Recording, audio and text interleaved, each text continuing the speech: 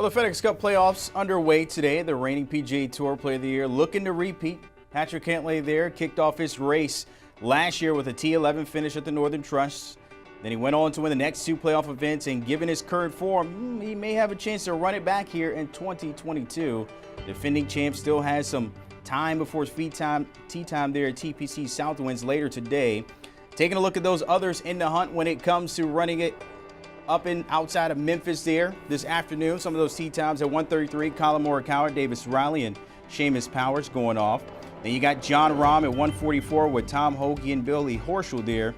And then we see the champ a little bit later at 2:06 with Xander Schauffele and Rory McIlroy, who's been getting a lot of bump heading into this week there when it comes to the FedEx Cup playoffs.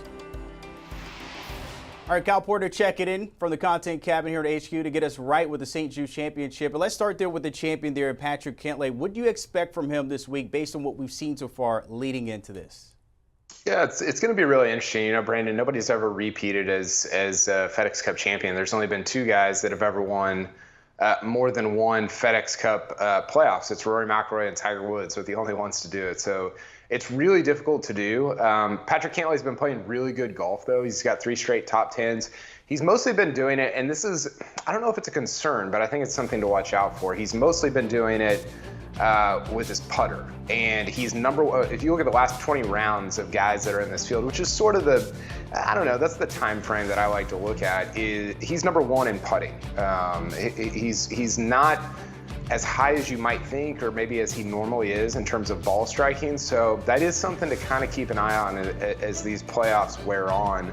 And even this week, is that putter can't stay hot forever. It's very difficult to stay number 1 in putting, but he's done a great job of it. Again, 3 straight top 10s coming in, so I expect him to be competitive.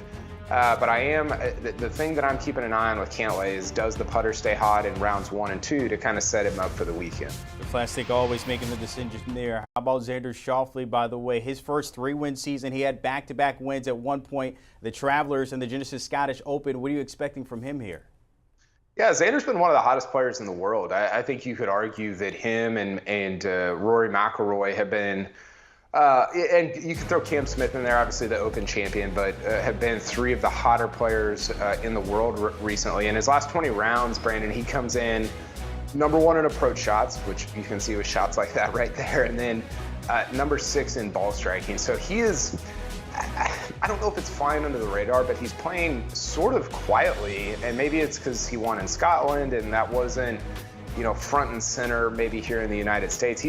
I think he's quietly playing some of the best golf of his career, if not the best golf of his career coming into the playoffs. I think he has a real chance to not only win Memphis, you see him ranked 4th in the FedEx Cup there. He has a real chance not only to win Memphis, but to become the 3rd player besides like I mentioned earlier, Rory and Tiger to win more than one FedEx Cup playoffs. Schauffele in the hunt there, as you can see. Number 4, as you mentioned, we're talking the FedEx Cup rankings there.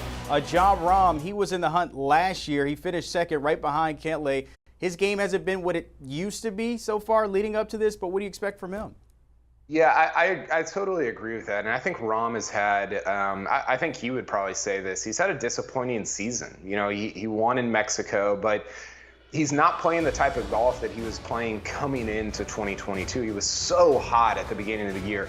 I think at one point I very incorrectly said he was going to win 4 or 5 times this year. It ends up it's only been once so far. We still got a few tournaments to go, but I think the thing that's been disappointing about him is his approach play. That's a great approach shot right there, but that's not necessarily been indicative of how his iron game has been in 2022. He's been hitting the ball great off the tee. His driver's really been there. You could argue, I think, him and Rory have been 2 of the best drivers in the world, maybe the 2 best drivers in the world. But you're scoring so many times, so often we've seen, Brandon, comes from your approach play. And that's where Rahm has sort of fallen off kind of his normal pace that we see from him. So I'm not, he had came out yesterday, he had a baby. I think it was either end of last week, at some point in the last week or so.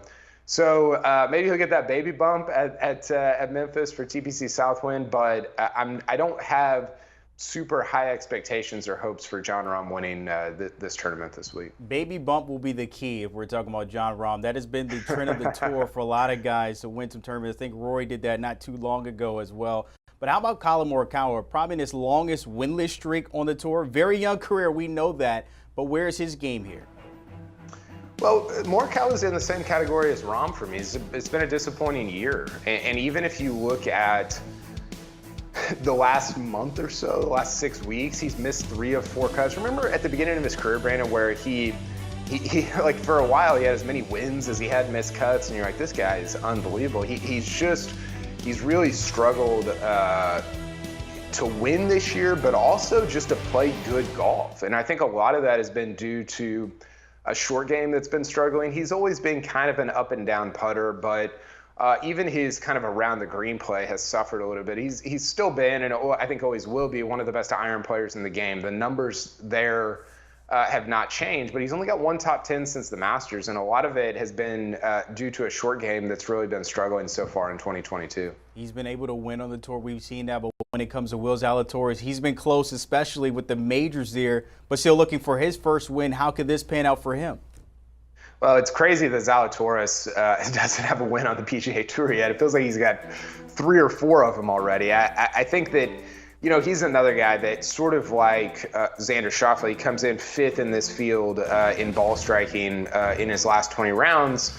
But similar to Collin Morikawa, the short game just hasn't always been there. So I'm pretty bullish on Zalatoris playing well this week. He finished, I believe he finished T8 at this tournament last year. He was in the top 10 at this golf course in this field last year. So he's got some experience on this golf course. It's a little disconcerting that he let go of his caddy recently. I think that's, you know, it's not reason for concern, but there might be a little bit more there. I think we haven't totally seen how that's going to play out, but I am excited to watch Will Zalatoris. I think he's still super hungry for that first win. He's got a real chance to, you know, it's funny, we're sitting here right now on August 11th talking about how Will Zalatoris is number 1 on the PGA Tour. We could be talking in a month about how he won the FedEx Cup, you know, and how he's $18 million richer and maybe has 2 wins by that time. So I think it's a big stretch for Will Zalatoris to not prove himself. I think he's already done that at the major championships, but to